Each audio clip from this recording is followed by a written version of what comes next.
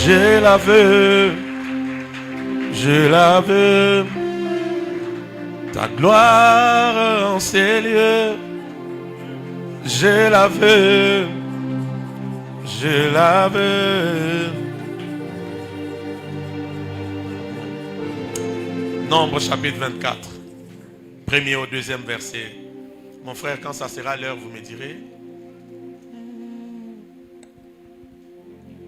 Kitae, Kitae, Tomonake Monayo. Nombre 24. La Bible dit, Balaam vit que l'Éternel trouvait bon de bénir Israël, et il n'alla point comme les autres fois à la rencontre des enchantements, mais il tourna son visage du côté du désert. Deuxième verset, c'est là où je veux m'arrêter avec nous cet avant-midi. Il y a tellement à dire sur le nom, par la grâce de Dieu, comme le prophète l'a dit. Dieu nous aidera encore, Sembano 2025. Amen. Le deuxième verset, c'est ce qui m'est... C'est là où nous allons rester avec vous cet avant-midi.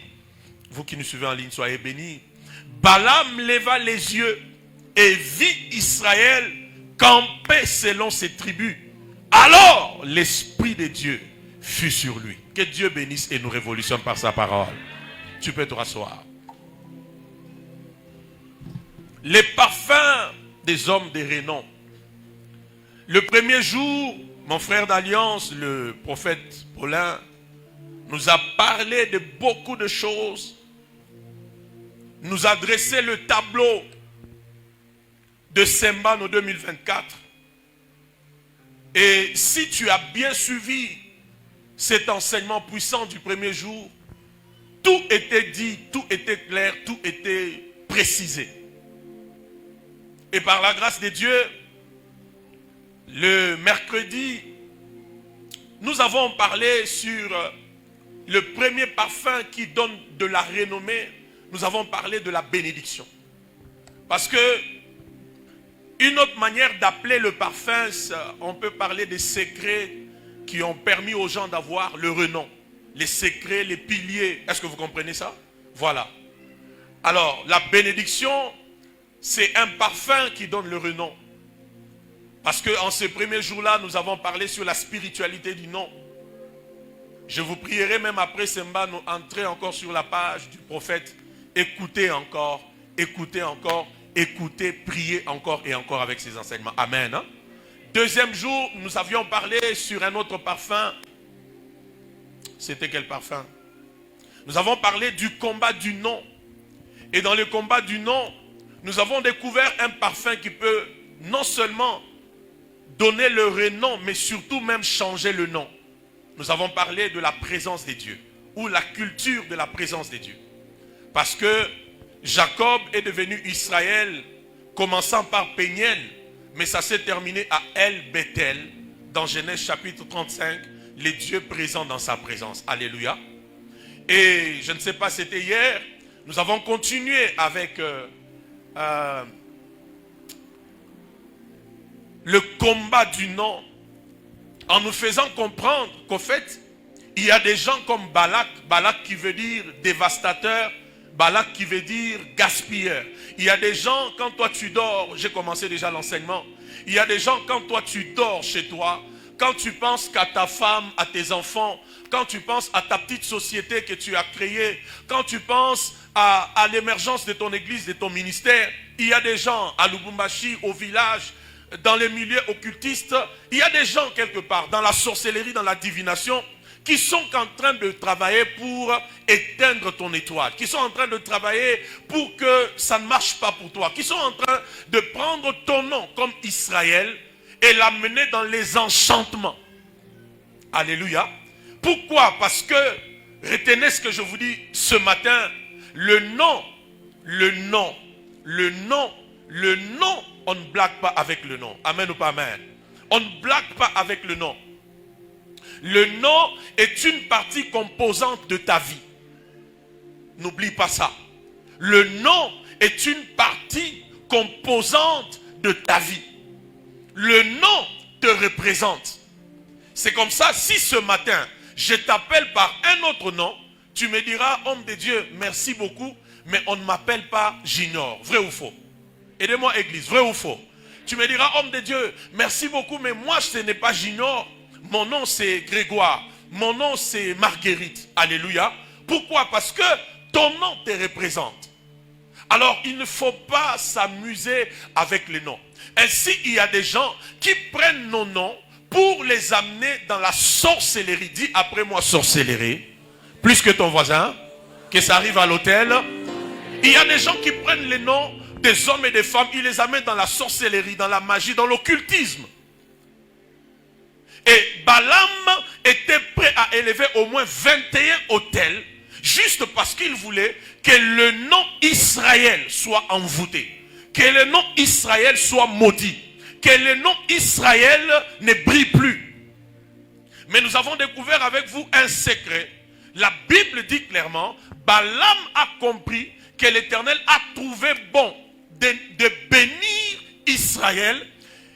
Et toutes les fois où il allait vers ses enchantements, l'Éternel descendait toujours. Alléluia. Alléluia. J'aimerais dire à quelqu'un que tu n'es pas seul. Il y a un Dieu qui est avec toi. Et avec Dieu, nous faisons des exploits. Il écrase quoi? Nos ennemis. Donc, depuis le vendredi, il y a une ordonnance céleste qui a été signée et qui a été validée en ces lieux parce que nous avons posé un acte prophétique en oignant la terre du Katanga. Alors, je te rappelle encore que à partir de vendredi passé, il n'y a personne qui prendra ton nom pour l'amener quelque part dans la sorcellerie au village. Et même s'il prend ton nom, il l'amène. Tu sais ce qui va arriver, c'est quoi? Aide-moi, tu sais ce qui va arriver, c'est quoi? Pourquoi il y aura des dégâts? Parce que l'Éternel descendra dans les enchantements.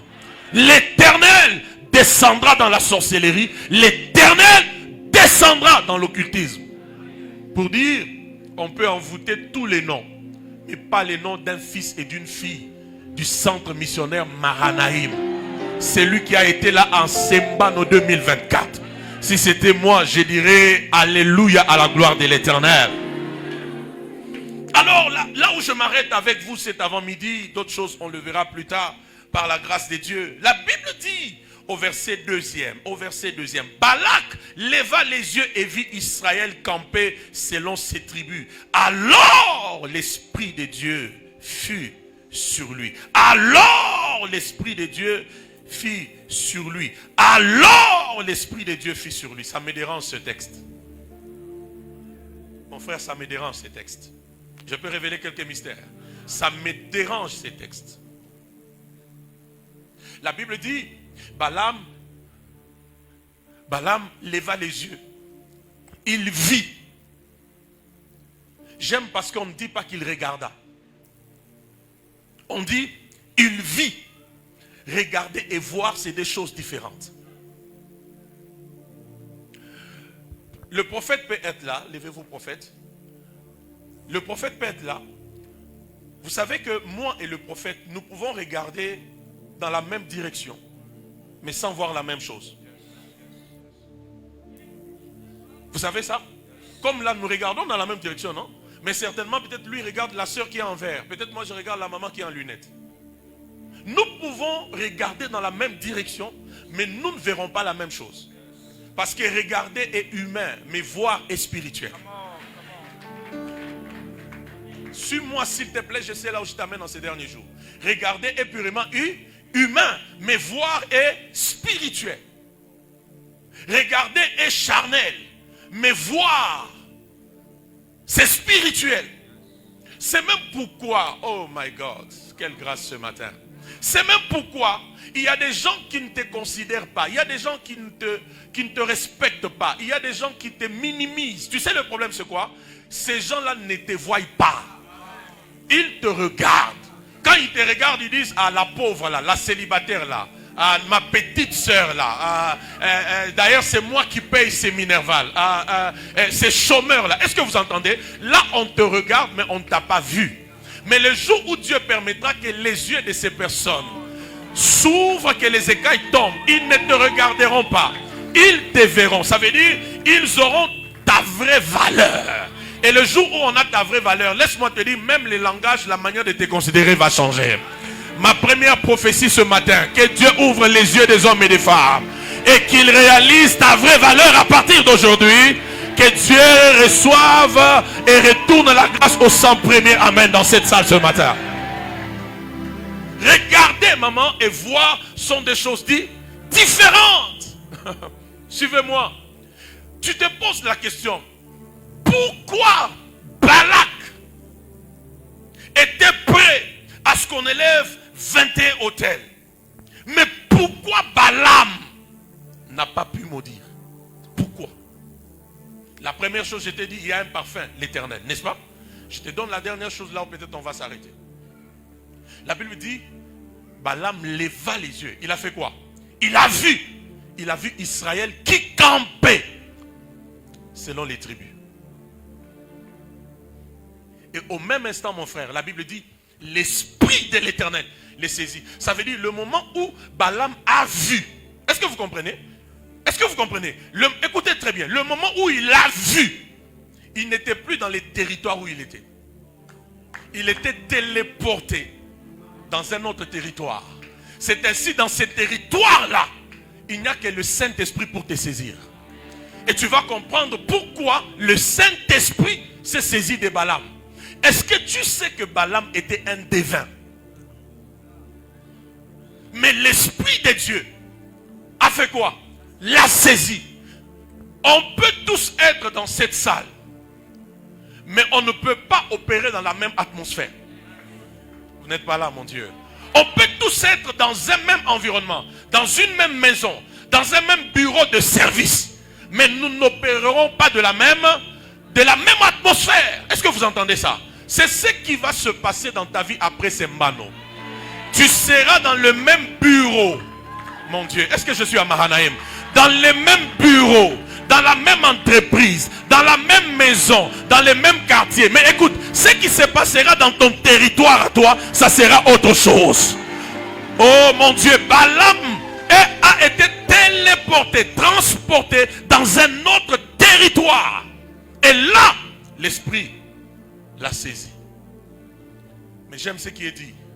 Quand il a vu comment Israël campait. Dis après moi campement. Nombre. Chapitre 2, terminons par là. Maintenant, je te montre ce qui s'est passé.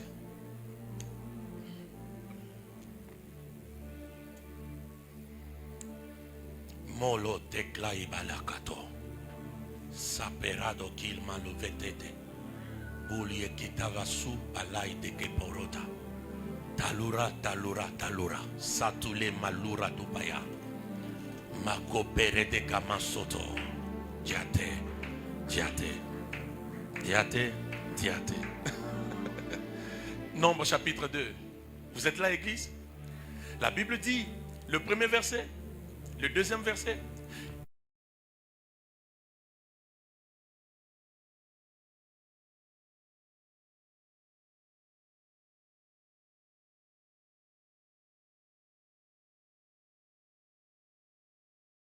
Retournons à l'ordre du campement pour comprendre pourquoi Balaam n'a pas pu maudire le nom d'Israël. Est-ce que vous êtes avec moi?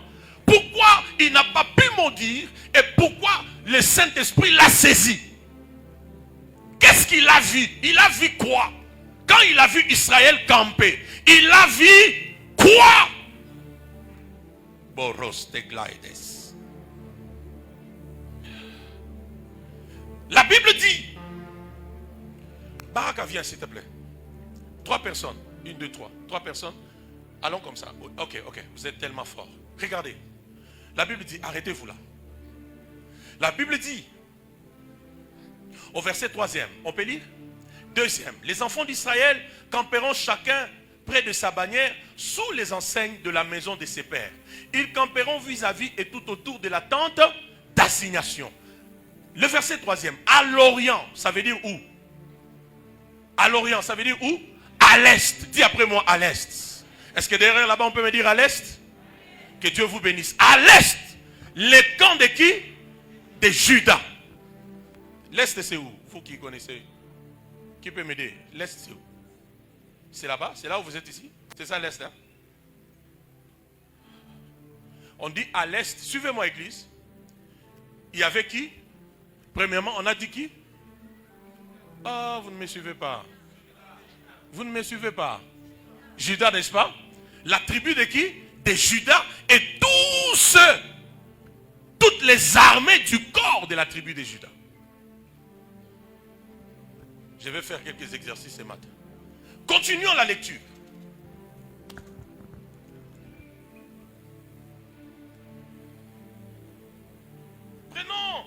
Prenons le verset 5. Nombre 2, verset 5. La Bible dit quoi? Au côté de Judas, il y aura une tribu.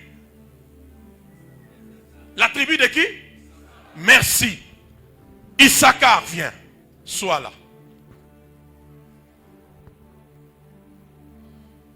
Avec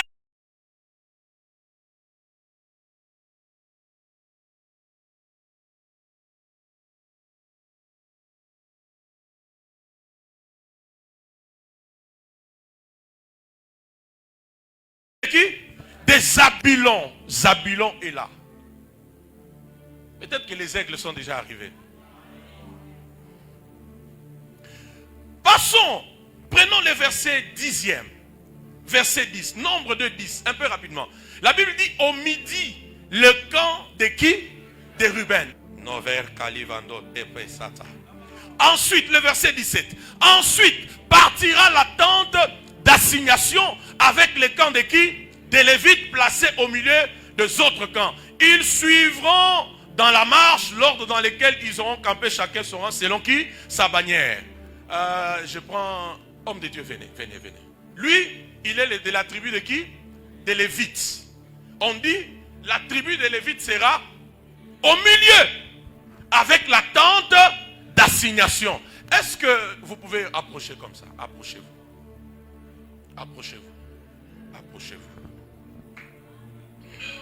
À l'Occident, verset 18, je suis dans la Bible, vérifions. À l'Occident, cette illustration doit rester dans ta tête à la fin de ce programme. À l'Occident, les camps de qui? D'Éphraïm. Homme de Dieu, pardon, hein? Prenons les onctions des hommes de Dieu. L'Occident, c'est où? À l'ouest. C'est ça, n'est-ce pas? Est, ouest. On a les camps de qui? D'Éphraïm. Le verset 20. À ses côtés camperont la tribu de qui? De Manassé. Est-ce que Manassé peut s'ajouter? Manassé, ajoute-toi. Manassé, ajoute-toi. Manassé fait quoi? Manassé s'ajoute. Oh mon Dieu. Le verset 22. Puis, la tribu de qui? De Benjamin. Benjamin, ajoute-toi. Bien aimé, ajoute-toi. Benjamin. Rapproche-toi un peu, rapproche-toi. Benjamin. Benjamin. Oh oui. Benjamin. Il y a quelque chose que Balaam a vu. Quand il a vu ça, il ne peut pas maudire. Au nord, la tribu de qui? De Dan. Est-ce que je peux avoir 3 personnes? Venez, honorable. C'est honorable, non? Honorable, venez, honorable, bien habillé. Prophète, vous permettez? Venez là, tribu de Dan. Dan, ici. Derrière lui, Dan. 22, 27. À ses côtés camperont la tribu d'Asser. Venez, bien-aimé, Asser, venez. Allez derrière lui. Le prophète a permis. Et 29, on peut arrêter par là. Puis la tribu de qui? De Nephtali. Viens, s'il te plaît. Nephtali, viens. Nephtali, viens. Oui, Nephtali. Tu as vu quelque chose?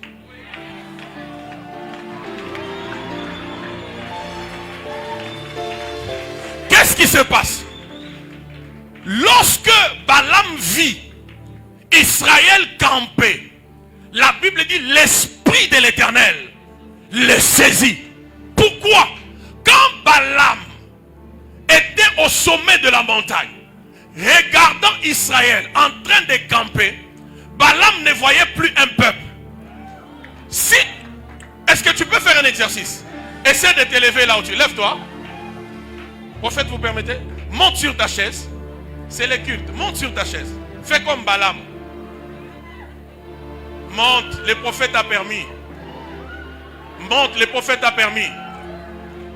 Tel que tu es monté là, ta vie ne restera pas dans la bassesse. Reçois ma prophétie, monte dans les hauteurs. Mahanaïm va monter dans les hauteurs. Ta vie va monter dans les hauteurs. Ta destinée va monter dans les hauteurs. Ton amen arrive à l'autel, Dieu te retourne la grâce. J'ai dit ton amen arrive à l'autel, Dieu te retourne la grâce. Je te pose la question. Quand je t'ai dit monte sur la chaise, quelqu'un t'a empêché? Ah, aide-moi, quelqu'un t'a empêché? Je me connecte à l'onction et aux alliances que Dieu a avec mon frère. Je décrète et je déclare, tout ce que tu trouveras bon à faire, après ce mano, tu vas le faire. Personne ne t'arrêtera de le faire. Personne ne t'empêchera de le faire. Aucune force négative ne t'empêchera de le faire. Que ton amen arrive au ciel et Dieu te retourne la grâce. Donne-moi encore un meilleur amen. Maintenant, regarde ce qui se passe. Pendant que le peuple est en train de camper, vous savez, notre Dieu connaît toutes choses. Donc, il connaît tout avant, pendant, après. Lorsque Balaam, mon frère, lorsque Balaam regarde Israël en train de camper, il ne voit plus un peuple. Rapproche-toi. Rapproche-toi. Rapproche-toi, rapproche-toi. Rapprochez-vous. Rapprochez-vous. Oui. Maintenant, qu'est-ce que tu vois? Quand Balaam veut maudire Israël, Dieu ouvre ses yeux. Il dit, hé petit, tu veux maudire qui? Quand Balaam regarde, il se rend compte qu'en fait, ce n'est pas un peuple qui est en train de marcher, mais je suis en train de voir quoi? La croix. Oh, je ne sais pas si je suis à Mahanaïm. Balaam a vu la croix. Je suis en train de dire à quelqu'un, sous la croix, aucune malédiction ne peut t'atteindre. Sous la croix, aucune sorcellerie ne peut te détruire. Sous la croix, aucun enchantement ne peut t'atteindre. Tu me donnes amen et Dieu te retourne la grâce. Balaam est en train de voir la croix. Et quand il essaie de maudire, ça ne tient pas. Quand il essaie de maudire, ça ne tient pas. Dis après moi, ça ne tiendra pas. Donne-moi encore bien dégâts plus que ton voisin. Maintenant, regarde ce qui se passe. Quand tu es sous la croix, ce n'est pas toi qui seras atteint, mais ce sont tes ennemis qui seront atteints. Oh my God, je dis c'est pas toi qui seras atteint. Je crois que c'est pour ceux qui me suivent en ligne. C'est pas toi qui seras atteint, mais ce sont tes ennemis qui seront atteints. La Bible dit lorsque Balaam a vu Israël camper, qu'est-ce qui s'est passé? L'esprit de l'Éternel les saisit. Ce n'est pas toi que l'esprit saisit, mais c'est celui qui voulait te maudire là que l'esprit de l'Éternel va saisir. Pourquoi Balaam s'est retrouvé dans un autre territoire? Parce que là, il y a la croix. Et tu te rends compte, tu comprends ces choses? C'est pourquoi quand il voit la croix, il ne sait pas maudire.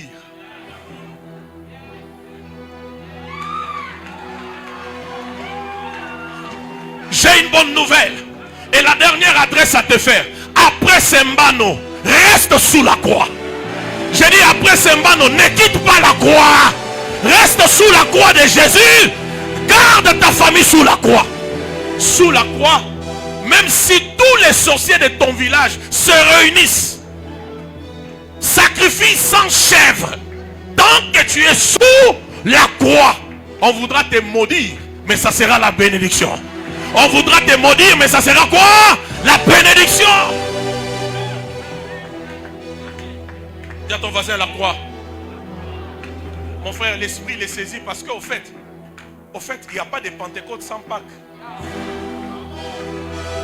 Tu n'as pas compris, j'ai dit, il n'y a pas de Pentecôte sans quoi? Sans Pâques. Là, ça c'est la Pâque. Il n'y a pas de fusion de l'esprit sans que le sang coule d'abord.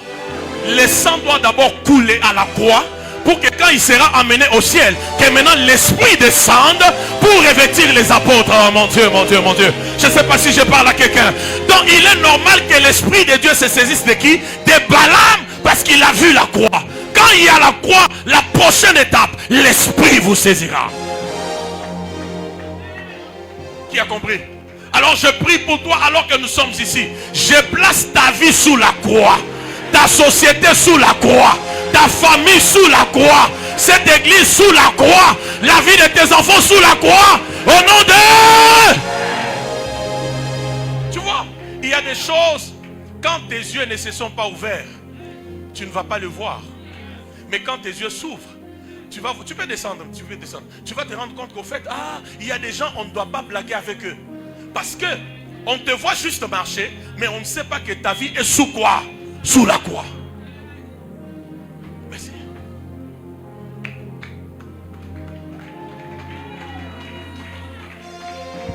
Qui comprend ces choses? Pourquoi il n'a pas pu maudire? Parce que quand il regardait Maman Patricia, il voyait quoi? Il voyait la croix. C'est ce qui va se passer maintenant là. Oh mon Dieu, j'ai dit c'est ce qui va se passer maintenant. Aïe aïe aïe aïe aïe. J'ai dit c'est ce qui va se passer maintenant. Même quand ils viendront la nuit, ils ne te verront pas. Ils verront quoi? La croix. Et j'aime, hein? La Bible dit maudit soit celui qui est pendu au bois. Ça veut dire quand il était au bois là, il s'est identifié à la malédiction. Ce qui fait que si maintenant quelqu'un te maudit, il perd son temps. Tu n'as pas compris? Il perd son temps. Parce que celui qui a été pendu s'est identifié à quoi? À la malédiction. Et je déclare, toute malédiction retourne aux expéditeurs ce matin. J'ai dit toute malédiction retourne aux expéditeurs ce matin. C'est ta parole, donne, amen et reçois la grâce.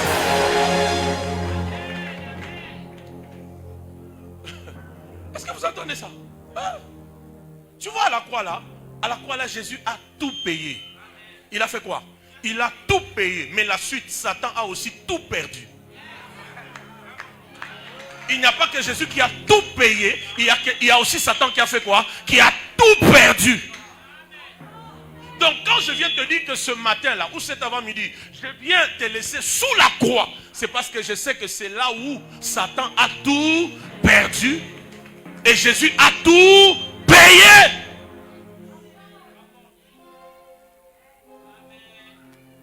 C'est quoi un peu ton voisin? Dis-lui, restons sous la croix. Dis-lui ça. Dis-lui, restons sous la croix. Que personne ne te mente. Oh, allons voir une dame là, elle peut te donner la poudre. Ça va faire que ton mari ne sera plus infidèle. Allons voir un devin là. Oh, c'est un chef coutumier. Il est de notre vie. Je t'informe, même les chefs coutumiers là, c'est la sorcellerie. Toi, enfant de Dieu, tu ne peux pas aller là-bas. Ne dis pas, oh non, c'est juste un chef coutumier, c'est une poudre là, c'est un truc là. Non, dis à ton voisin, dis à cette personne-là, je n'ai pas besoin de ces histoires-là. J'ai un secret, c'est la croix. Je vais rester sous la croix, peu importe le nombre de sorciers, le nombre des occultistes, où qu'ils amènent mon nom, il n'y aura aucun effet. Parce qu'on ne me verra pas, mais on verra quoi? On verra la croix. Et à cette croix-là, Jésus a dit une parole forte. Il a dit, tout est à... Est-ce que tu sais que cette parole-là, Jésus ne nous adressait pas cette parole? Ce n'était pas à nous que Jésus s'adressait. C'était à son Père. C'était comme une manière de faire le rapport. Pour dire, je t'informe que la mission a été accomplie. Alors je te fais le rapport que c'est ok. Et quand Jésus a dit ça, le Père n'a pas répliqué négativement. Le Père a validé comme pour dire que le sacrifice à la croix là était suffisant. Est-ce que je parle à quelqu'un? Est-ce que je parle à quelqu'un? C'est pourquoi l'apôtre Paul dit la prédication de la croix. C'est pas un sentiment, c'est pas une sensation, mais c'est quoi? C'est une puissance. En vérité, quand tu es sous la croix, tu es au rendez-vous de la puissance. Et notre puissance, c'est une puissance au-dessus de toutes les puissances. Donc quand les sorciers, les occultistes se rassemblent, nous sommes connectés à la vraie puissance. Est-ce que je parle à quelqu'un en ces lieux? Dis à ton voisin, reste sous la croix. Dis-lui encore bien, reste sous la croix. Dis-lui, reste. Lorsque Dieu ouvre son esprit, le monsieur se rend compte qu'au fait, ces peuples-là, on pensait que c'est juste un groupe de gens qui marchent. Alors qu'en vérité, ils sont sous la croix. Sous la croix. Homme de Dieu, vous savez, la croix de Jésus, Maman Patricia, la croix de Jésus, elle révèle aussi combien le diable et nos ennemis font des bêtises. Qui ont fabriqué cette croix? eux-mêmes. Vous voyez ça? Qui ont fabriqué la croix? Eux-mêmes. Qui ont pris cette croix, ils l'ont placée au sommet de la montagne. Eux-mêmes.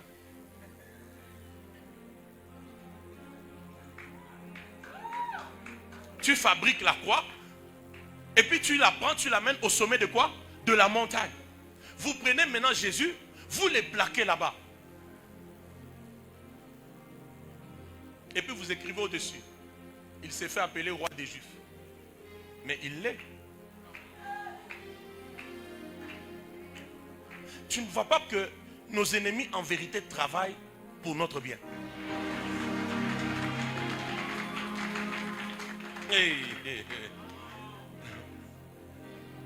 Vous n'avez pas vu ça? Maman Patricia, la Bible dit, j'ouvre une parenthèse, je ferme.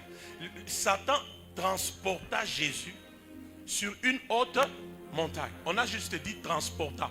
On n'a pas dit déposa. C'est-à-dire, depuis que Satan l'a transporté, il est resté là. Depuis que Satan l'a transporté, il est resté là. Je prie que vous compreniez ces révélations ce matin. La Bible dit il les transporta. Mais la Bible n'a pas dit oh, il l'a déposé quelque part. Non, il l'a transporté. Maintenant, qui a permis que Jésus soit élevé? Aidez-moi, c'est qui? C'est Satan. Est-ce que tu sais que nos ennemis sont nos alliés? Il y a des gens ici, tu vas monter, pas parce que tu as trop prié, mais parce que les ennemis t'ont amené là-bas. Non, j'ai dit, il y a des ennemis qui vont t'amener dans les hauteurs. Il y a des ennemis qui vont t'amener au sommet. Crie Alléluia. Mon frère, c'est pourquoi la Bible dit, il fait de nos ennemis des marches-pieds. Qui comprend ça? Ça veut dire quoi? Le nombre de tes ennemis, c'est le nombre de marche-pieds. Regarde, si tu as qu'un seul ennemi, regarde, ton niveau est là. Ce qui fait que celui qui est au fond là-bas ne me voit pas. Mais si tu as 10 ennemis, ça veut dire tu as combien? Si vous me suivez, vous allez répondre. Si tu as 10 ennemis, tu as combien? Si tu as 10 ennemis, tu as combien? 10 marche-pieds. Maintenant, 10 marche-pieds, c'est quoi? 1, 2, 3, 4. Tu vois que même celui qui était là-bas commence à me voir. Qui m'élève maintenant? Ce ne sont pas mes jeunes. Ce sont les ennemis. Non, tu n'as pas compris. Qui fait que je monte? Ce ne sont pas seulement les sacrifices, ce sont les ennemis. Qui font que je devienne visible? Ce n'est pas juste parce que j'ai fait, ce sont les qui? Les ennemis. Je voulais faire ma folie. Que Dieu multiplie le nombre des ennemis. J'ai dit que Dieu multiplie le nombre des ennemis. Le nombre des ennemis égale au nombre de qui ont des marche-pieds. Quand on dit mon serviteur s'élèvera, il montera plus haut. Tu vois quoi? En vérité, on veut dire il y aura des ennemis qui seront tes marche-pieds. Et plus tu montes, plus ils sont nombreux, c'est plus que tu es en train de faire quoi? De monter, de monter, de monter, de monter, de monter.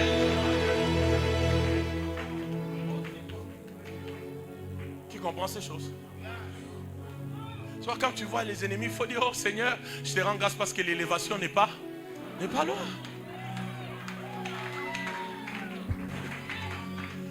Non, laissez-moi faire ma folie, c'est les derniers jours. Mon frère, qu'est-ce qui se passe encore à la croix? Homme de Dieu, à la croix, ils font encore une bêtise. Maman Patricia, ils prennent les marteaux, ils prennent les clous. Moi, ça m'aurait dérangé, prophète, si on aurait juste utilisé les marteaux. Parce que quand tu vois quelqu'un avec un marteau vouloir toucher ou déranger quelque part, ça veut dire qu'il va détruire quelque part. Mais quand tu vois le marteau et les clous, c'est pas pour détruire. Construire. Quand tu vois les marteaux, je crois que la grâce est plus de ce côté aujourd'hui. Je ne sais pas. C'est comme si là-bas, la grâce est comme de ce côté. Je dis quand tu vois le marteau et tu vois les clous, ce n'est pas pour détruire, mais c'est pour fixer. Tu n'as pas. C'est pour fixer. Oh mon Dieu, je dis c'est pour faire quoi? C'est pour fixer. Pendant qu'on les clouait là, il pensait que c'est fini pour lui, alors que c'était notre destinée qu'on était en train de fixer, notre gloire qu'on était en train de fixer, notre gloire qu'on était en train de fixer. Est-ce que je parle à quelqu'un ce matin? Prenez les clous, prenez les marteaux. Ça ne me détruira pas. C'est pour fixer.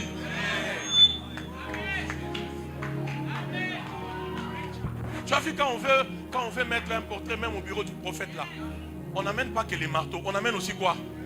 Quand tu vois le clou, quand tu vois les marteaux, on ne va pas détruire. On va faire quoi? On va fixer. Ajuster. Construire. Je prie pour toi. Et je prie et je décrète et déclare. Tu vas atteindre les sommets à cause des ennemis. Tu vas atteindre les hauteurs à cause de qui? Des ennemis. Crie Alléluia plus que ton voisin. Aide-moi s'il te plaît, parle à 3 personnes, dis-leur reste sous la croix. 3 personnes. Non, dis-leur reste sous la croix. Dis-leur reste sous la croix. Tu peux ajouter encore 4 autres personnes, dis-leur reste sous la croix. Ajoute encore quelques personnes, c'est les derniers jours, dis-lui reste sous la croix. Dis-lui encore bien reste sous la croix. Dis-lui encore bien reste sous la croix. Tu ne seras pas touché. Tu ne seras pas envoûté. Il n'y aura rien qui arrivera à ton nom. Parce qu'on ne te verra pas, mais on verra quoi? La croix. Dieu du prophète Philippe, exauce-moi ce matin. Que les noms des familles, des hommes et des femmes ici, à partir de ces programmes, restent sous la croix. Que les familles ici et leurs noms restent sous la croix. Que les sociétés ici et leurs noms restent sous la croix. Que des couples ici et leurs noms restent sous la croix. Que des parents et leurs enfants ici, leurs noms restent sous la croix. Que tous de nos noms restent sous la croix. Au nom de Jésus-Christ. Sous la croix. On ne peut pas te voir. Regarde, on va dire, lui, moi je vais rester sous la croix. Même toi qui me sois, dis-lui, moi je vais rester sous la croix. Est-ce que là-bas derrière, tu peux dire à ton voisin, moi je reste sous la croix, dis-le ça. Cache ton foyer sous la croix. Cache tes enfants sous la croix. Cache ta santé sous la croix. Cache ton ministère sous la croix. Cache tout de toi sous la croix. L'autel des autels. La croix de Jésus. J'ai dit l'autel de quoi? Des autels. L'autel par excellence. La croix. Et en vérité, quand on parle de la croix, on ne parle pas du bois. Mais c'est une manière de rappeler les souvenirs de celui qui a été pendu à la croix. Nous rappelons les souvenirs de cet homme-là qui a été pendu à la croix. Je parle à quelqu'un. Dis à ton voisin, reste sous la croix, reste sous la croix. Tu peux t'asseoir un peu, je chute avec toi.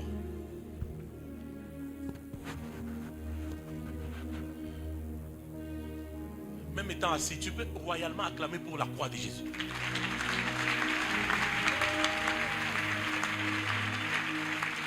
Alléluia. La croix, elle préserve nos noms. La croix, elle fait qu'on ne peut pas atteindre nos noms par la sorcellerie, par la magie. Parce que ça serait comme vaincre Jésus. Or, personne ne peut vaincre Jésus. Il a dit, soyez en péché, vaincu le monde. Reste sur la croix. Reste sur la croix. La dernière chose dans mes 5 ou 10 minutes qui restent. Est-ce que vous avez compris ça? C'est pourquoi maintenant, écoutez-moi, église. Quand vous comprenez que la croix de Jésus, c'est l'autel par excellence. C'est l'autel des autels. En fait, qu'est-ce que Dieu veut nous donner comme message? Quelle leçon? Dieu veut nous dire ceci. Si moi, j'ai sacrifié mon fils en élevant l'autel par excellence, vous aussi qui voulez la renommée et l'impact de votre nom, vous devez être dans la culture des autels. Je vous parle? Est-ce que je vous parle? On peut atterrir comme ça? Est-ce que je vous parle? C'est-à-dire, si Dieu a élevé l'autel des autels, au point où aujourd'hui tous nous sommes enfants de Dieu. Vous voyez ce que Dieu a fait? Dieu a sacrifié son fils pour récolter des fils. Je répète, Dieu a sacrifié son unique fils. Mais pour récolter quoi? Des fils. Aujourd'hui, moi, toi, nous sommes enfants de Dieu. C'est une manière de nous dire, écoutez, vous voulez la renommée, vous voulez l'impact, il y a un parfum. C'est la culture aussi des autels. Regarde, Balaam a élevé combien d'autels? Aidez-moi. 21 autels. Tu peux dire après moi 21 autels. Aide-moi encore, dis 21 autels. La dernière fois, dis encore 21 autels. Maintenant, dans l'église, mon frère d'alliance, nous avons des gens, à peine il a fait 2-3 offrandes, il commence à murmurer. Mais regarde les problèmes que tu as. Regarde combien tu as des sorciers dans ta famille. Regarde combien le monde des ténèbres ne veut pas de toi. Donc à peine une offrande, 2 offrandes, tu commences à murmurer. On va donner jusqu'où? On va donner quand? Mais on continue toujours à donner. Qu'on continue toujours à donner. Mais écoute, Dieu lui-même a élevé un autel par excellence. Et ça fait que cet autel reste au sommet. C'est pour nous dire, écoute peuple de Mahanaïm, vous devez faire comme le Père Céleste a fait. Qui veut la renommée en ces lieux? Qui veut l'impact de son nom? J'aimerais te dire, il y a aussi un parfum qui soutient l'impact du nom. C'est la culture des autels. C'est pourquoi, quand Christ a accompli l'œuvre de la croix, il a reçu le nom qui a été souverainement aidez-moi. Le nom qui a été souverainement élevé. La Bible dit de Corneille qu'il était un homme pieux, un homme qui priait, et la suite aussi, un homme qui faisait quoi? Des aumônes. Ce n'est pas surprenant qu'un ange de Dieu l'a visité. Amen ou pas amen? Maintenant le problème c'est quoi? Quand il faut le faire pour les charlatans, les sorciers, nous sommes prêts. Nous sommes engagés. Les charlatans peuvent te dire, demain, amène-moi tel truc. Après-demain, fais telle offrande. Après-demain, telle chose. Là, on est prêt, on est engagé, on est souple. Mais quand c'est le prophète, on dit, ah, les hommes de Dieu sont toujours comme ça. Franchement, on va donner jusqu'au bout.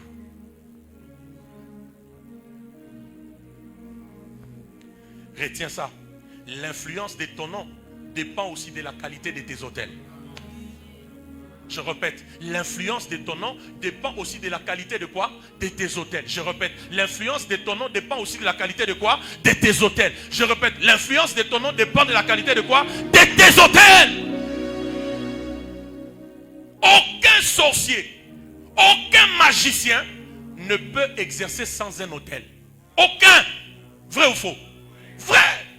Aucun opère sans autel. Aucun. Tout magicien, tout sorcier, tout occultiste a un autel ou a des autels. Et sur ces autels, une période de s'aimer. Mahanaïm, comprends-moi ce matin. J'ai dit que c'est quand tout va mal que c'est la meilleure période de faire quoi? De s'aimer, de faire des offrandes, de faire des autels. C'est dans la sécheresse qu'Isaac sème. Et la Bible dit, la même année, l'Éternel lui donna au centuple. Pourquoi? Il n'a pas tenu compte de la conjoncture, mais il a compris le principe spirituel. C'est que si tu veux l'influence, tu dois avoir aussi des quoi? Des autels que tu élèves. Et au verset 25, la Bible dit, Isaac éleva l'autel à l'Éternel, virgule, il invoqua le nom de l'Éternel. Voyez, nous on prie mal. Dis à ton voisin, tu pries mal. Oh, ça commence à baisser. Dis à ton voisin, tu pries mal. Dis à ton copain, tu pries mal. Même toi qui me sonnes, tu pries mal. Est-ce que vous avez vu ça? Avant qu'Isaac n'invoque l'Éternel, il fait d'abord quoi? Il élève l'autel. Parce que l'autel, c'est un mémorial spirituel. C'est un témoin spirituel. Avant d'élever, d'invoquer le nom de l'Éternel, Isaac fait quoi d'abord? Il bâtit un autel. Écoutez, Mahanaïm, ce que Dieu m'a dit. Je peux vous dire ce que Dieu m'a dit? Là derrière, je peux vous dire ce que Dieu m'a dit? Écoutez ce que Dieu m'a dit. Qui croit que dans cette église, Dieu a des alliances avec mon frère le prophète? Qui croit? Qui a déjà vu la main de Dieu dans cette église? Qui sait que Dieu est ici? Parce qu'il est là. Moi, je vous dis qu'il est là. Qui sait? Qui croit? Maintenant, écoutez ce que Dieu m'a dit. Isaac, écoutez-moi, avant d'invoquer l'Éternel, il a d'abord fait quoi? Il a fait quoi? Il a bâti d'abord un autel. Est-ce que vous comprenez? Dieu m'a dit ceci, suivez-moi. Mon frère, vous priez quel jour et quel jour dans la semaine? Mercredi, vendredi. Dieu m'a dit ceci, écoutez, à partir d'aujourd'hui, à chaque fois que vous entrez ici, qui croit qu'à chaque fois qu'il entre ici, Dieu le rencontre? Qui croit que Dieu est ici? Maintenant, écoute-moi, à chaque fois que tu entres ici, mercredi, est-ce que vous entendez? Vendredi, et dimanche, parce que tu viens pour invoquer l'Éternel. Est-ce que vous entendez? Avant quoi que ce soit, dès que tu entres, prends une sémence. Elle peut être 10 $, elle peut être 10 000 francs, elle peut être 20 000 francs, elle peut être 100 $. Est-ce que vous comprenez? Prends une sémence, viens déposer où c'est? À l'autel. Est-ce que vous entendez? Seigneur, avant d'adorer, j'élève l'autel. Vous n'avez pas compris. Avant d'écouter la parole, j'élève d'abord l'autel. Avant de faire des prières, des combats, je fais d'abord quoi? L'autel. Avant qu'on prophétise sur moi, j'élève d'abord l'autel.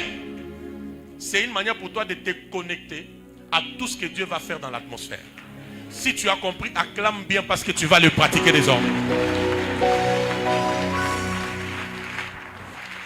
Ça, j'insiste, ce n'est pas ton offrande du jour. Est-ce que vous entendez? Ce n'est pas l'achat partiel. Ça, c'est une autre offrande pour celui qui a compris que avant d'invoquer, avant de recevoir, je dois d'abord élever un autel pour me connecter.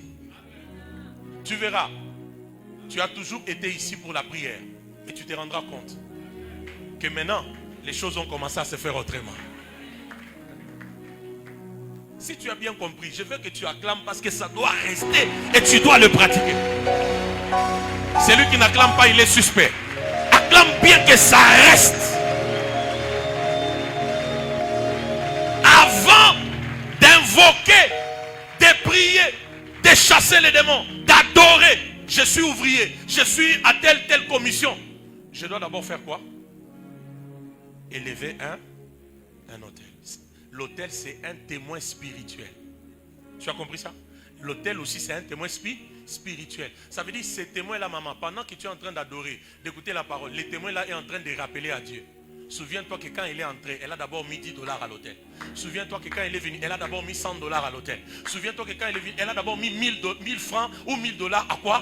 À l'hôtel. Hôtel contre hôtel. Le prophète nous l'a dit chez moi à l'église au mois de janvier, il nous l'a dit. En matière d'hôtel, si ton hôtel n'est pas puissant que celui de ton ennemi, crois-moi, ton ennemi t'influencera. Maintenant, le problème, c'est quoi? Nous jouons avec l'hôtel. C'est-à-dire, tu es sur l'hôtel, tu t'amuses. Tu as $100 en poche, mais tu préfères laisser 1000 francs et tu sors avec les $100. Et puis, tu vas manger les shawarma avec les amis et puis c'est fini. Alors, tu blagues avec ta vie.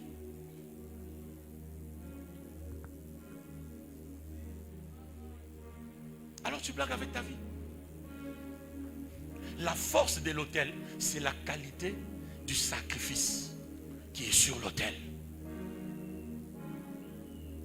C'est pourquoi, écoutez-moi église, même Élie, avant d'invoquer le feu, il s'est rassuré que les 12 pierres sont rassemblées. Les 12 pierres représentaient qui? Ruben, Nephtali, Zabulon, Joseph, Benjamin, Dan, Aser. Donc il a mis sur l'autel les étoiles. Oh mon Dieu. Parce que Joseph dit ceci. Il dit j'ai vu quoi? J'ai vu le soleil, j'ai vu la lune, et j'ai vu les 11 étoiles. Les 11 étoiles, c'était qui? Mais c'était les Ruben, Nephtali, Zabulon, toutes ces personnes. Maintenant, quand Élie élève 12 pierres pour imager les 12 tribus d'Israël, en vérité, sur l'autel d'Élie, il n'y avait pas n'importe quoi. Sur l'autel d'Élie, il y avait des étoiles. C'est ce qui a fait la force de son autel. Le problème, c'est quoi? Nous jouons sur l'autel. Au lieu d'amener Isaac, tu amènes Ismaël. Il faut que j'arrête. Au lieu d'amener Isaac, tu fais quoi? Tu amènes Ismaël. Tant que tu amènes Ismaël, tu n'auras pas la révélation de Jéhovah Jireh. Mais quand tu amèneras Isaac, au moment où tu veux poignarder, il te dira: retourne-toi. Je suis Jéhovah Jireh. Une révélation qui va aider plusieurs générations. Est-ce que je parle à l'église ce matin? Je prie pour vous, au nom de Jésus, que la maturité spirituelle et la maturité financière deviennent votre partage au nom de Jésus-Christ. Nous voulons dans cette église que des hommes et des femmes témoignent la main de Dieu. Est-ce que vous savez, église, je termine par là, avant de vous dire la dernière chose. Est-ce que vous savez qu'il y a des hôtels, quand vous les élevez, ça vous établit directement dans votre mariage? Oh mon Dieu. Il y a des hôtels, tu les élèves, ça t'établit dans ton mariage, ça t'établit dans ta destinée, ça t'établit dans des grandes choses. Balaam n'a pas pu maudire Israël parce que quand il regardait, il voyait quoi? La croix. C'est un message pour nous dire, vous aussi, soyez des hommes et des femmes qui élèvent souvent de quoi? Des hôtels. Si c'est entré, tu peux acclamer pour la dernière fois. Si c'est entré, même là derrière, acclame bien si c'est entré. Avant d'entrer, avant de prier, avant d'adorer, avant quoi que ce soit, Seigneur, j'élève d'abord l'autel. Et puis je vais prier. Voilà comment on fait. Moi, mes enfants savent. Si tu entres dans ma chambre de prière, il y a beaucoup d'argent. Vraiment beaucoup. J'ai dit beaucoup. Si je te donne ça, tu peux commencer les affaires avec. Ma chambre haute a beaucoup d'argent. Et puis c'est en désordre, ça fait une montagne comme ça. Parce qu'il faut, dès que j'ai prié pour quelque chose, je prends moi-même 50 €, je laisse. Dès que j'ai prié pour telle chose, je prends 100 $, je laisse. Dès que j'ai prié pour telle chose, je prends 20 $, je laisse. Est-ce que vous entendez ça? Ça, je l'ai fait en secret sans que tu ne saches. Parce que ce qui fait des fois la force, c'est la qualité des hôtels. Je sais que comme je parle là, il y a des gens qui sentent que pendant que je parle, ils doivent aussi passer sur cet hôtel ici pour déposer une sémence. N'attends pas ton voisin, vous n'avez pas les mêmes problèmes.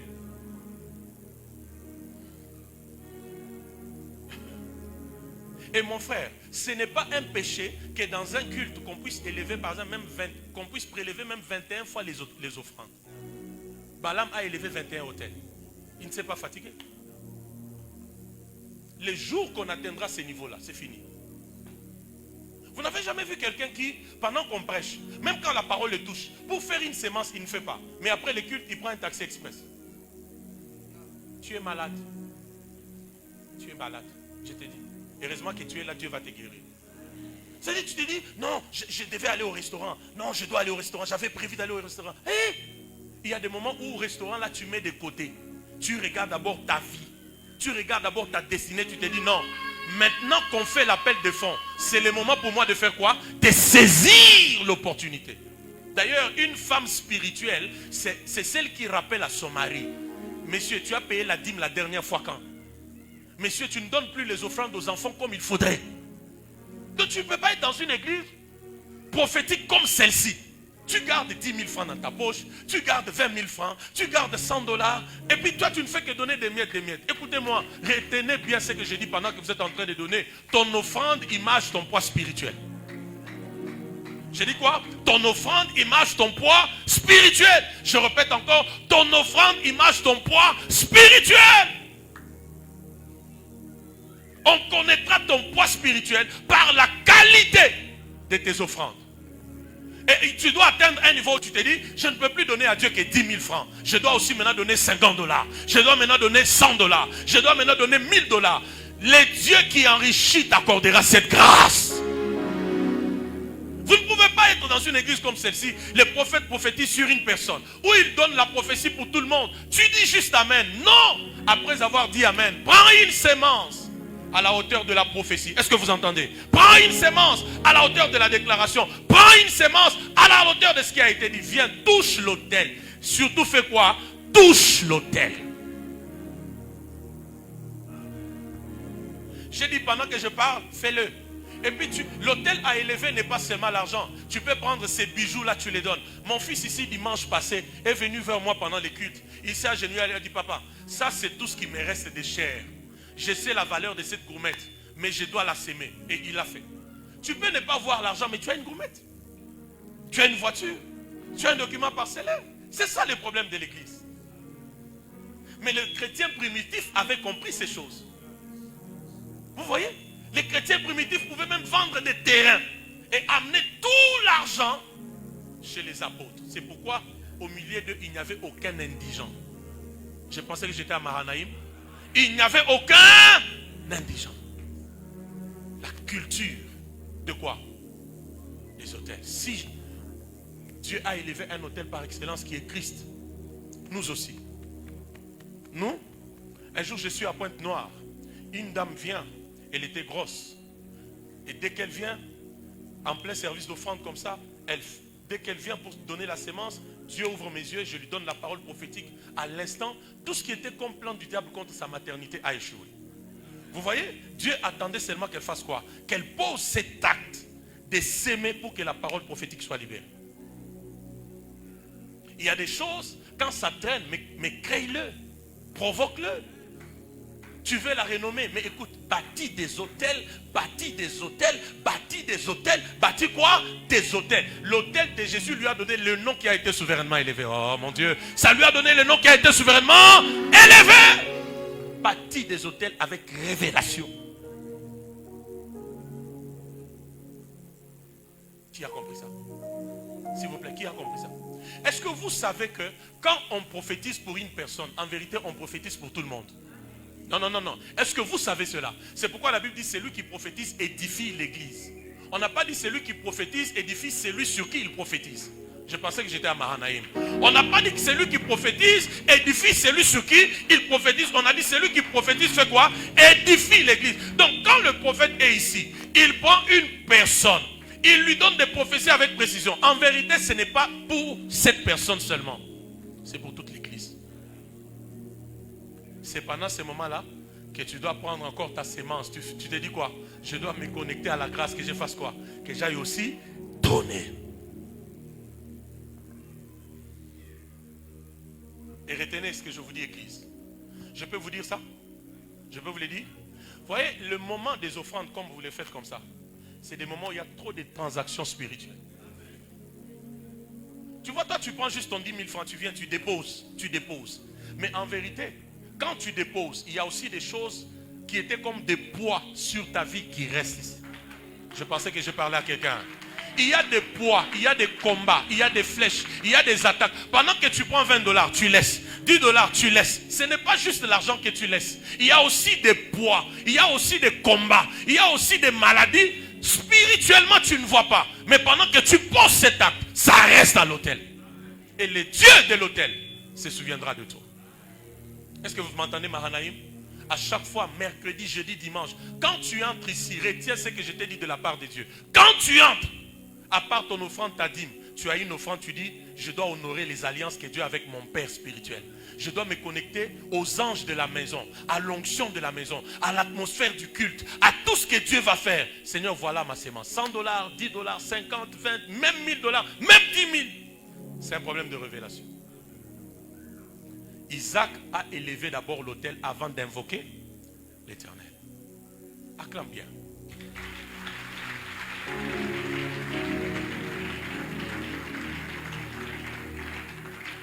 Les derniers parfums que je te donne pour ce matin, c'est Nombre 13, verset 16.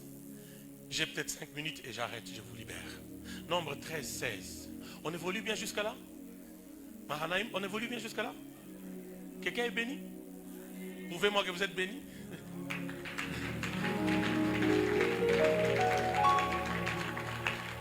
Il y a des hôtels, quand tu les élèves là, la maladie part. Il ne vous est jamais arrivé, des fois même tu as trop dépensé à l'hôpital. Hein? Tu as trop dépensé, mais la maladie n'est pas partie. C'est Dieu qui veut te dire quoi? Ta maladie là n'a plus le niveau d'un médecin. Ça maintenant le niveau d'une onction. Viens à l'église, fais des sémences, l'onction de Dieu va te guérir. Nombre 13, 16. Quelqu'un a trouvé? La Bible dit quoi? C'est là où j'arrête.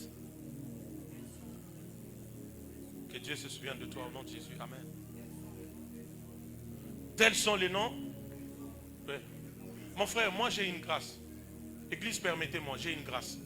Cette grâce-là, moi, tout modèle de véhicule que je veux, je l'ai. Vous savez pourquoi? Dans ma vie, j'ai déjà sémé des voitures. Et Dieu m'a dit un jour, est-ce que je peux parler à l'église? Dieu m'a dit un jour, tout ce que tu veux avoir, commence d'abord par les sacrifier. Alors tu l'auras. Moi, j'ai déjà sémé une voiture dans les ministères.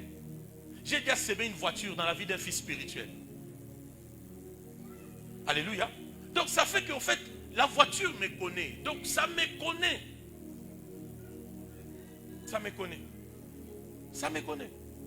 Et si je regarde ta voiture, je dis, je veux cette voiture. Tu vas me la donner.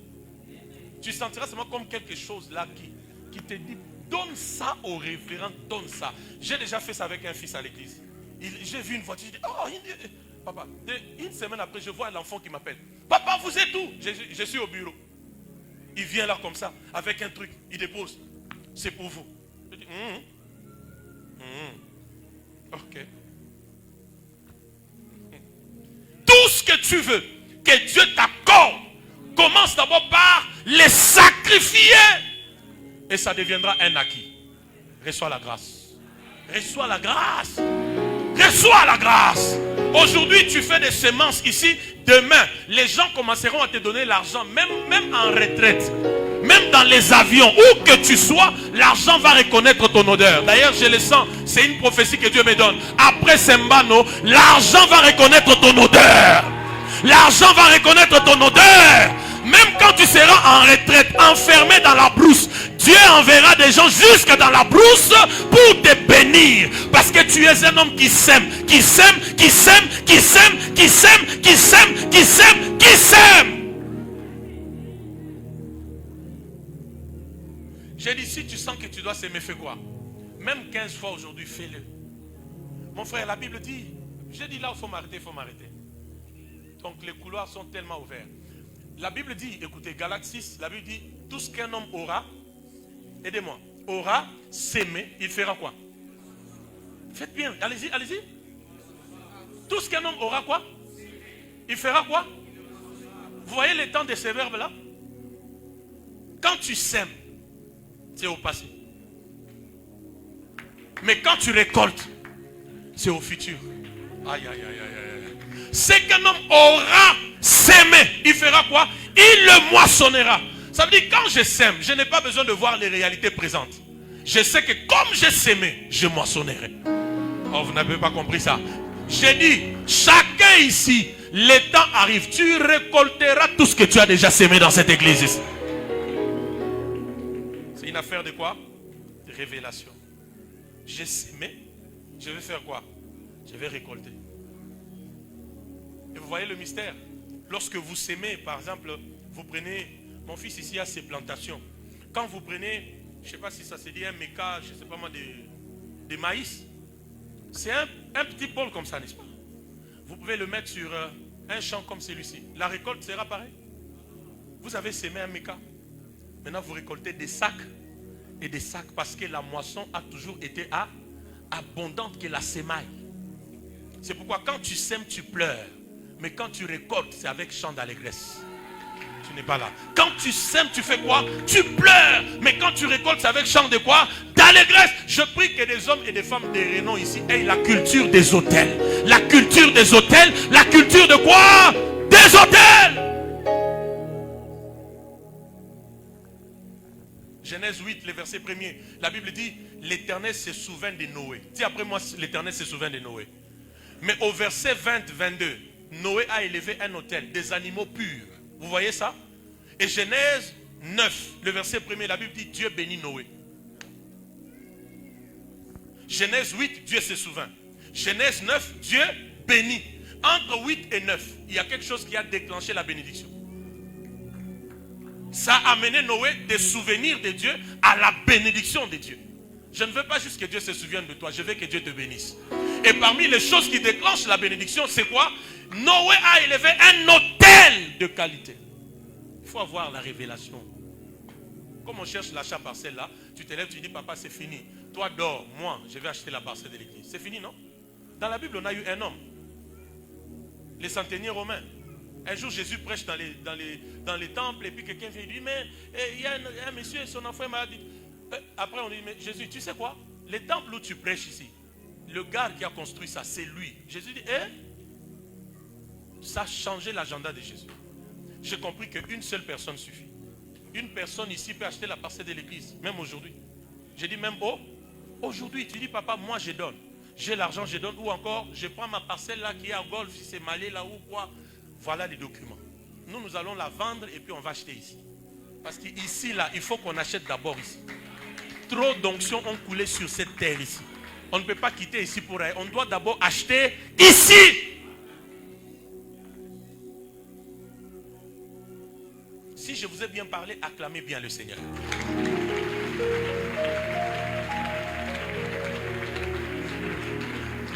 La Bible dit, je termine. Lisez-moi le texte. Lisez-moi s'il vous plaît. Si j'ai dit ces deux choses, c'est important. Oui. Tels sont les noms des hommes que Moïse envoya pour explorer le pays. Écoutez, Moïse donna à Osée le fils de Nun quoi? Le nom de qui? Qui a donné le nom? Aidez-moi, qui a donné le nom? Je voulais te montrer notre parfum, à part la culture des hôtels. Qui a donné le nom? Avant, il s'appelait quoi? Il s'appelait Osée. Et Moïse a fait quoi? Il a donné à Osée le nom de qui? De Josué. Qui était Moïse? Aidez-moi. Qui était Moïse?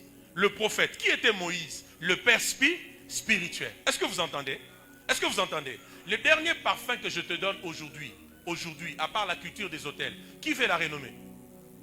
Le dernier parfum que je te donne, c'est le père spirituel. Oh mon Dieu, regarde comment maintenant les acclamations deviennent faire.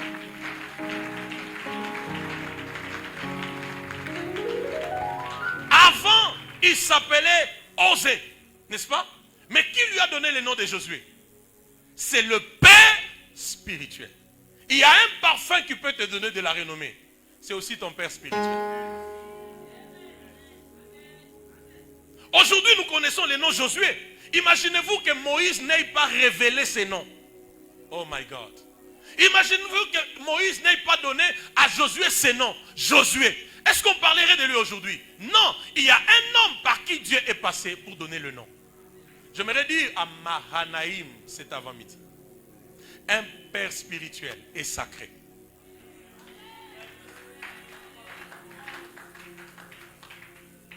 Hein? Je répète, j'ai dit quoi?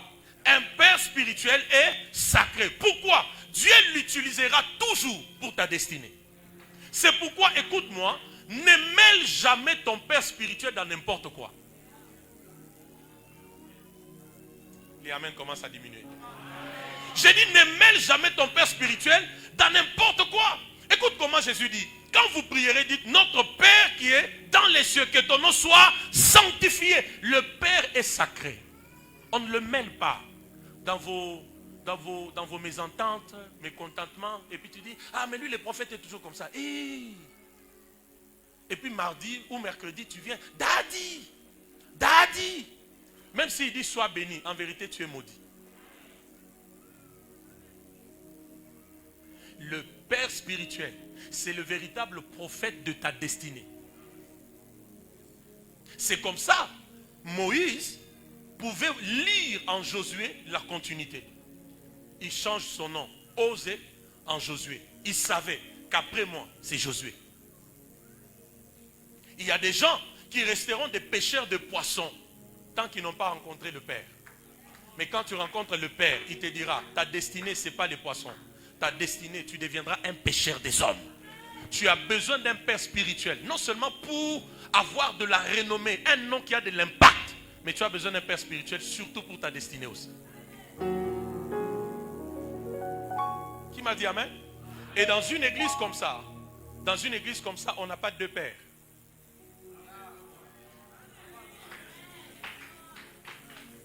Je pensais que j'étais à Mahanaïm. On n'a pas de père. On n'a qu'un seul père. Tu as déjà vu une maison, dans une maison, il y a deux pères et puis une maman. Il n'y a qu'un seul père et une seule mère. Il n'y a qu'un seul. Et quand tu modères, tu prêches, tu fais tout ce que tu veux ici, toi tu n'as pas un Dieu. Ça va te choquer. Un fils n'a pas de Dieu. Le Dieu du fils, c'est le Dieu du Père. Si ce que j'ai dit est vrai, donnez-moi amen et puis on continue, non? Oh, Nzambe na ngai. Oh, Nzambe na yo wapi, papa? Ah wa, Nzambe na yo. Ici, c'est le Dieu de Polembo. Vous voyez comment ça devient compliqué, hein? Attends, mais si je dis Dieu d'Abraham, dites amen. Amen. Dieu d'Isaac, dites amen. Amen. Dieu de Jacob, dites amen. Amen. Tu as vu Abraham? Tu as vu Isaac? Jacob? Mais lui, au moins, lui, on le voit.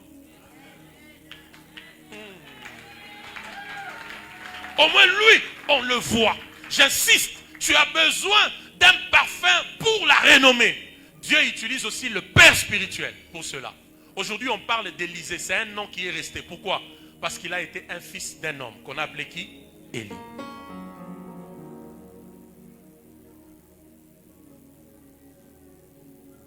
J'aimerais te poser ma dernière question. D'abord, qui est ton père spirituel? Et comment est ta relation avec le Père spirituel?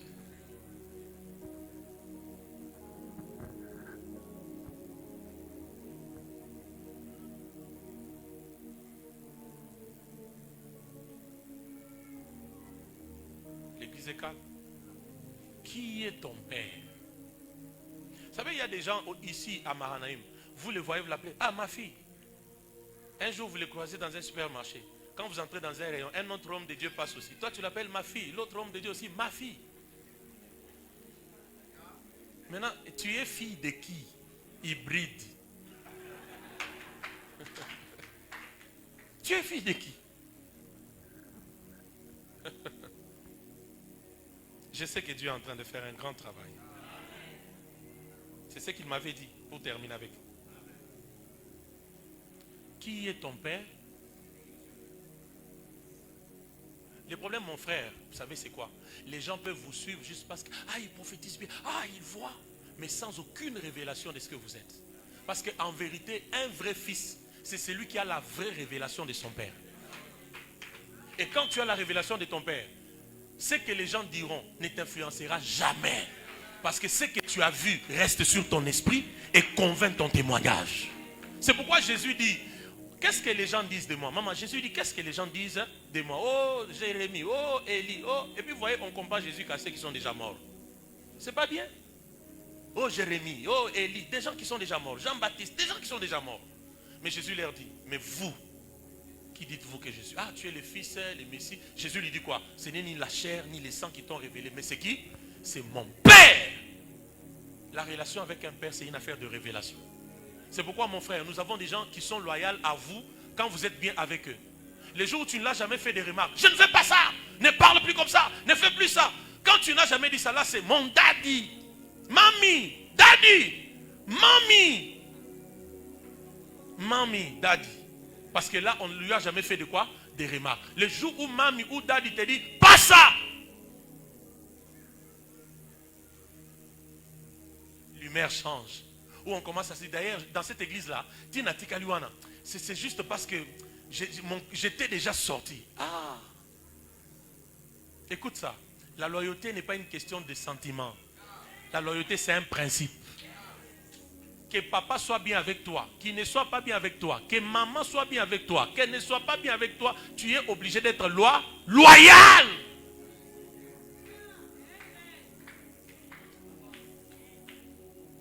Qui veut la renommée? Lève bien la main, s'il te plaît, non? Lève la main. Un père spirituel est un raccourci. Est un raccourci. Là où ça te demande 10 ans, lui peut te donner des choses dans 2 semaines. C'est fini. Et tu es connu. Tu as de l'impact. Ta destinée s'est ouverte. Mais tu dois en avoir juste la quoi? La révélation. Mahanaïm m'entend ce matin? Et être père spirituel n'est pas une question de l'âge physique. Sinon Moïse ne serait pas père spirituel d'Israël. Aaron était le grand frère de Moïse. Mais Moïse était le père spirituel d'Aaron. Oh mon Dieu. Oh non, il ne peut pas être mon père parce que mais il a l'air d'un jeune homme. Il a l'air d'un jeune homme. Il ne peut pas être mon père spirituel. Mais qui t'a dit que les choses de l'esprit, c'est une affaire de l'âge? La Bible dit en vérité, en l'homme, c'est quoi? Oui. Si tu ne me vois pas comme un roi de Dieu, rien de bon ne sortira de moi vers toi. C'est un principe. Je parle à Mahanaïm. Oh mon Dieu, je parle à Mahanaïm. Ouais. Regarde, on dit lui, le père spirituel est sacré. Dis-lui maintenant, le père spirituel est sacré. Maintenant, je termine par te dire, l'ennemi de ton père spirituel, c'est l'ennemi de ta destinée. Il y a moins de fils, hein? Je sens comme s'il y a moins de fils, mais trop de... Hein? Je répète, l'ennemi de ton père spirituel, c'est l'ennemi de quoi? C'est l'ennemi de quoi? Ouais. Si on l'atteint, tu ne sauras plus où aller. Tu as déjà vu quelqu'un qui a combattu tes parents?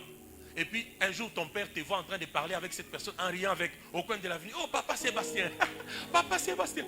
Si ton père te voit, il dira, ça c'est mon fils ou c'est quelqu'un d'autre? Parce que c'est lui qui a fait du mal à tes parents. Déjà s'il a fait du mal à tes parents et à toi l'enfant. Que Dieu élève des vrais fils dans cette église. Que Dieu élève des vrais fils dans cette église. Que Dieu élève des vrais fils dans cette église. Sois un vrai fils dans ses alliances ici. Et le Dieu du prophète t'amènera dans la renommée et dans la gloire. Donne-moi amen plus que ton voisin. Vous savez ce que le diable aime, c'est quoi? Que tu aies une église d'attache. Tu connais l'homme de Dieu. Tu peux même transporter le sac de l'homme de Dieu, mais tu n'es pas en alliance avec lui. Tu n'es pas en alliance. Et je te regarde droit dans les yeux. Tu peux faire 20 ans ici. Tu resteras la même personne. Rabbi ne change pas. Mais le jour où tu as la révélation, tu comprends que je dois être en alliance avec mon Père spirituel qui sert Jésus-Christ. C'est ce jour-là où les alliances vont commencer à travailler en ta faveur.